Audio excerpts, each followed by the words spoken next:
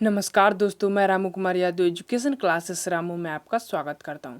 दोस्तों, आज मैं जीवन कौशल से संबंधित जो कि सुपर टेट टेट का 10 नंबर का पार्ट है, उससे संबंधित मैंने महत्वपूर्ण प्रश्नों की सीरीज लेकर आ गया हूं। तो आज से मैं जीवन कौशल के भी महत्वपूर्ण प्रश्नों की सीरीज लेकर आऊँगा। तो अगर आप प्राइमरी सुपर टेट की तैयारी करते हैं तो इस वीडियो को जरूर देखें। वीडियो पसंद आया तो चैनल को लाइक करें, शेयर करें, सब्सक्राइब करें। तो चलिए दोस्त, अब चलते हैं हम सीधे अपने प्रश्न पर। प्रश्न पहला कह रहा है कि मूल प्रवृत्ति की अवधारणा सर्वप्रथम किसके द्वारा दी गई थी। तो मूल प्रवृत्ति की जो अवधारणा है वह मैकडूगल के द्वारा दी गई थी। तो ऑप्शन नंबर ए सही हो जाएगा। मूल प्रवृत्ति एक आंतरिक क्रिया है, ये हर व्यक्ति में पाई जाती है। ठीक, ये मनोविज्ञान के अंतर्गत आता है, इसमें दिया गया है तो मैं आपको बता दिया। ठीक, अब चलते हैं अगले प्रश्न पर। अगला प्रश्न की अगर हम बात करें तो अगला प्रश्न कह रहा है कि परामर्शदाता के रूप में एक शिक्षक में कौन से गुण का समावेश होना चाहिए। तो एक परामर्शदाता के रूप में एक शिक्षक के अंदर कौन सा गुण होना चाहिए, इनमें से ऑप्शन देखते हैं। तो निष्पक्षता एवं सत्यनिष्ठता यानी विश्वसनीयता, एकदम क्लियर ये होना चाहिए। ऑप्शन बी सक्रिय सुनने की कला, ये भी होना चाहिए। और ऑप्शन सी उच्च निर्णय क्षमता एवं गोपनीय रखने की योग्यता। तो ऑप्शन नंबर डी सही हो जाएगा इस दूसरे वाले प्रश्न का जो है उत्तर। ठीक, एक परामर्शदाता का मतलब होता है कि एक शिक्षक बच्चों को ऐसा परामर्श दे जिसमें सत्यनिष्ठता हो, विश्वसनीयता हो और उनको वो बच्चों की बातों को सुने, ऑप्शन नंबर 2 के हिसाब से। और तीसरा है उनको एक अध्यापक में निर्णय लेने की क्षमता भी होना चाहिए और उसे गोपनीय बनाने की क्षमता होनी चाहिए। तो ऑप्शन नंबर डी सही हो जाएगा इसका। ठीक, अब चलते हैं अगले प्रश्न पर। अगला प्रश्न कह रहा है कि व्यावसायिक नैतिकता में शामिल है। व्यावसायिक नैतिकता में क्या शामिल है। तो ऑप्शन ए व्यक्तिगत मानक, ऑप्शन बी कॉर्पोरेट मानक और सी ए और बी दोनों और डी उनमें से कोई नहीं। तो जो व्यावसायिक नैतिकता में अगर हम बात करें तो व्यक्तिगत मानक और कॉर्पोरेट मानक दोनों शामिल होता है। तो ऑप्शन नंबर सी सही हो जाएगा इसका। अब चलते हैं अगले प्रश्न पर। अगला प्रश्न कह रहा है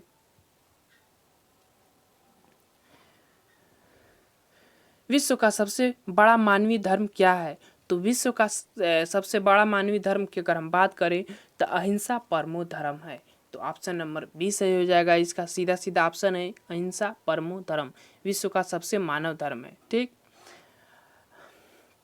अब चलते हैं अगले प्रश्न पर। अगला प्रश्न कह रहा है कि प्रतियोगिता, पुरस्कार तथा दंड किस प्रकार की अभिप्रेरणा है। तो ये पढ़ने से ही पता चल जाता है कि यह कृत्रिम और एक बाह्य अभिप्रेरणा के अंतर्गत आते हैं। तो ऑप्शन नंबर ए सही हो जाएगा इसका। देखिए, जीवन कौशल के अंतर्गत अभिप्रेरणा भी एक पार्ट दिया गया है, तो उसी से भी इसमें प्रश्न कुछ मिले जुले हैं। तो आप ये मत समझिएगा कि ये मनोविज्ञान के अंतर्गत है, ये जीवन कौशल के भी अंतर्गत टॉपिक दिया गया है अभिप्रेरणा, तो उसी के अंतर्गत भी ये प्रश्न आ रहे हैं। ठीक, अब चलते हैं अगले प्रश्न पर। अगला प्रश्न कह रहा है कि अभिवृत्ति का प्रमुख निर्माण कारक है। अभिवृत्ति का प्रमुख निर्माण कारक क्या है। तो ऑप्शन ए है अनुभवों का एकत्रीकरण और विभेदीकरण, ऑप्शन बी तत्कालिक अनुभव और ऑप्शन सी पूर्व निर्मित अभिवृत्ति। तो देखिए, एक अभिवृत्ति का निर्माण के अंतर्गत अगर हम बात करें तो इन तीनों अनुभवों का एकत्रीकरण और विभेदीकरण भी है और तत्कालिक अनुभव भी है और पूर्व निर्मित अनुभव भी है। ठीक, अभिवृत्ति या भी है। तो ऑप्शन नंबर डी सही हो जाएगा इसका। अब चलते हैं अगले प्रश्न पर। अगला प्रश्न कह रहा है कि कर्मचारी के संदर्भ में व्यावसायिक नैतिकता की जांच किस प्रणाली से की जाती है। तो जो देखिए, कर्मचारी के संदर्भ में व्यावसायिक नैतिकता की जांच किस प्रणाली से की जाती है। तो इसके लिए ऑप्शन है व्यावसायिक उद्यम, ऑप्शन बी व्यवसायिक ज्ञान, ऑप्शन सी व्यवसाय, उपयुक्त में से कोई नहीं, डी वाला ऑप्शन है। तो इसमें जो एक कर्मचारी के संदर्भ में अगर व्यावसायिक नैतिकता की जांच की अगर हम बात करें तो वह व्यवसायिक उद्यम है। ठीक, ऑप्शन नंबर ए सही हो जाएगा इसका। अब चलते हैं अगले प्रश्न पर। अगला प्रश्न कह रहा है कि कक्षा में छात्र निरीक्षणकर्ता के रूप में किसकी भूमिका महत्वपूर्ण होती है। तो कक्षा में छात्रों के निरीक्षणकर्ता के रूप में सबसे महत्वपूर्ण भूमिका किसकी होती है। तो वो होती है शिक्षक की। ऑप्शन नंबर ए सही हो जाएगा इसका।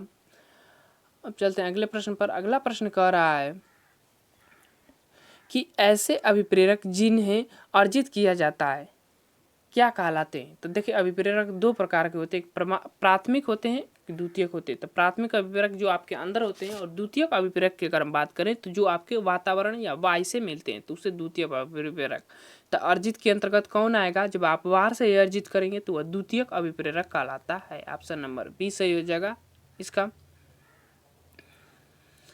अब इस वीडियो का ये लास्ट प्रश्न है, ठीक। 11वां मौलिक कर्तव्य 6 से 14 वर्ष की आयु के बालकों के माता पिता और संरक्षक उन्हें शिक्षा के अवसर प्रदान करे किस संविधान संशोधन द्वारा संविधान में जोड़ा गया था। तो देखिए 11वां, पहले तो मौलिक कर्तव्य जो है वो 10 थे, लेकिन एक संशोधन हुआ, उसके अंतर्गत 11वां मौलिक कर्तव्य जोड़ा गया, जिसमें 6 से 14 वर्ष के जो माता पिता हैं उनका यह कर्तव्य होगा कि वो अपने बच्चों का पालन पोषण, संरक्षण और शिक्षा प्रदान करने का अवसर प्रदान करेंगे।